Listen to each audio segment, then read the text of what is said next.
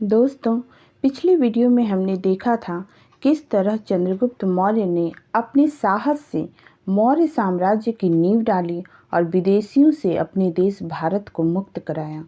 चंद्रगुप्त मौर्य विजेता के साथ एक साम्राज्य निर्माता भी था। चंद्रगुप्त ने पश्चिमी भारत में सौराष्ट्र तक का प्रदेश जीतकर अपने अधीन कर लिया था। यहाँ चंद्रगुप्त मौर्य के राज्यपाल पुष्यगुप्त वैश्य ने सुदर्शन नाम के एक झील का निर्माण भी कराया था। इसके साथ ही दक्षिण भारत में कर्नाटक तक चंद्रगुप्त का साम्राज्य फैला था। उसका विशाल साम्राज्य ईरान की सीमा से लेकर दक्षिण में कर्नाटक तक था, पूर्व में मगध से लेकर पश्चिम में सौराष्ट्र तक था। इतिहासकार स्मिथ के अनुसार हिंदू कुश पर्वत भारत की वैज्ञानिक सीमा थी। चंद्रगुप्त ने सेल्यूकस को हराकर भारत की उस वैज्ञानिक सीमा पर अधिकार कर लिया था, जिसे पाने के लिए बाद में मुगल और अंग्रेज शासक प्रयास करते रहे, और पाटलिपुत्र इस विशाल साम्राज्य की राजधानी थी।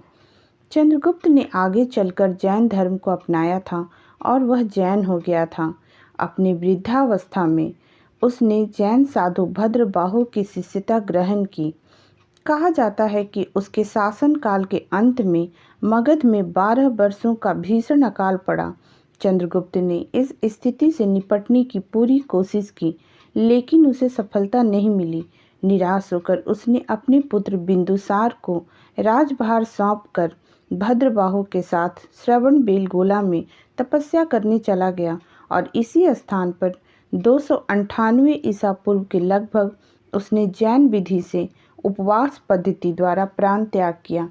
इसे जैन धर्म में सल्लेखना कहा गया है।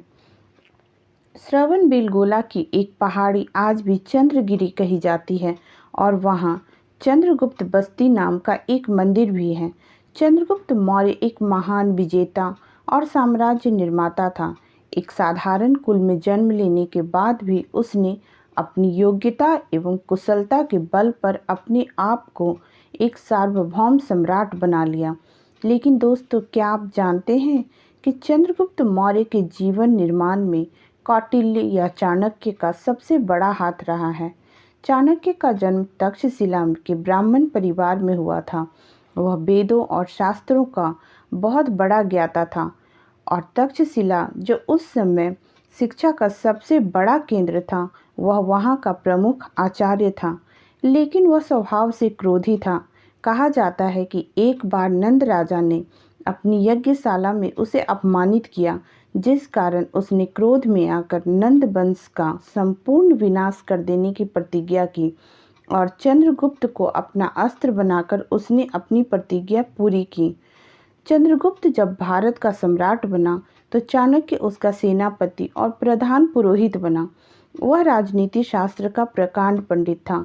उसने राजनीति के ऊपर अर्थशास्त्र नाम के प्रसिद्ध ग्रंथ की रचना की। अर्थशास्त्र में 15 अधिकरण और 180 प्रकरण हैं। इस ग्रंथ में श्लोकों की संख्या 4000 बताई गई है। दोस्तों, आज के वीडियो में इतना ही।